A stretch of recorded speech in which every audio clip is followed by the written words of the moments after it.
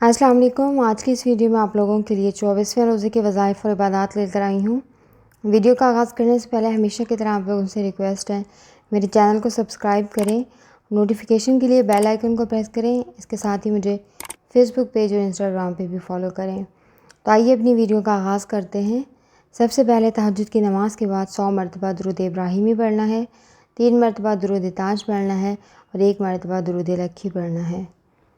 اور یہ دونوں وظائف میں آپ کو پہلے اپنی ویڈیوز میں دے چکی ہوں، ویڈیوز کے نام درود کے سامنے مینشن ہیں۔ اس کے بعد فجر کی نماز کے بعد 100 مرتبہ درود ناریہ پڑھنا ہے، یہ 20ویں روزے کے وظائف والی ویڈیو میں ہے۔ 1 مرتبہ سورہ یاسین پڑھنا ہے، 1 مرتبہ سورہ رحمان اور 1 مرتبہ سورہ مزمل پڑھنا ہے۔ اور اس کے بعد آپ نے فجر کی نماز کے بعد ہی 3 مرتبہ یہ دعا پڑھنی ہے۔ اس دعا کے پڑھنے کا بہت زیادہ ثواب ہے۔ اور اس کے بعد اپنی اشراق کی نماز کے بعد 100 مرتبہ درود قرآنی پڑھنا ہے اور 100 مرتبہ اپنے سورہ اخلاص پڑھنی ہے۔ اور درود قرآنی 17ویں روزے کی وظائف والی ویڈیو میں دیا گیا ہے۔ اور چاشت کی نماز کے بعد 100 مرتبہ اپنے درود اول پڑھنا ہے، یہ 19ویں روزے کے وظائف والی ویڈیو میں ہے۔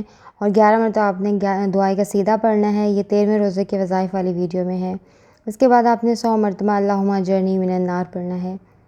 کیونکہ یہ عشرہ جہنم سے نجات کا عشرہ ہے تو جتنا ہو سکے اس دعا کا ورد کریں۔ صلاۃ التسبیح کے بعد 100 مرتبہ آپ نے یہ دعا پڑھنی ہے۔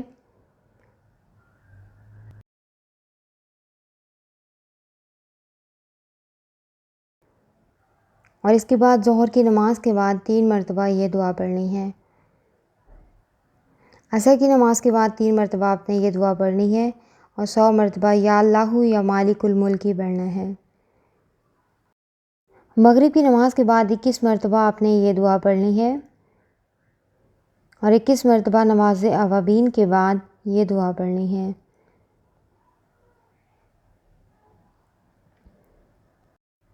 نماز تراویح کے بعد 100 مرتبہ تسبیحہ پڑھنا ہے، 100 مرتبہ کلمہ طیبہ پڑھنا ہے اور 6 مرتبہ آپ نے سورہ ملک پڑھنی ہے، 11 مرتبہ عہد نامہ پڑھنا ہے اور 4 مرتبہ آپ نے آیت الکرسی پڑھنی ہے۔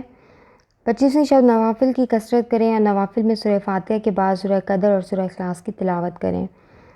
اور اس کے بعد آپ نے 100 مرتبہ شب قدر کی دعا پڑھنی ہے۔ اور یہ تھی میری آج کی ویڈیو، امید ہے آپ کو ویڈیو پسند آئی ہوگی۔ اگر پسند آئی ہے تو اس کو لائک اور شیئر ضرور کیا کریں، کیونکہ نیکی کی بات پھیلانا صدقہ جاریہ ہے۔ اور مجھے اور میری فیملی کو اپنی دعاؤں میں ضرور یاد رکھیں۔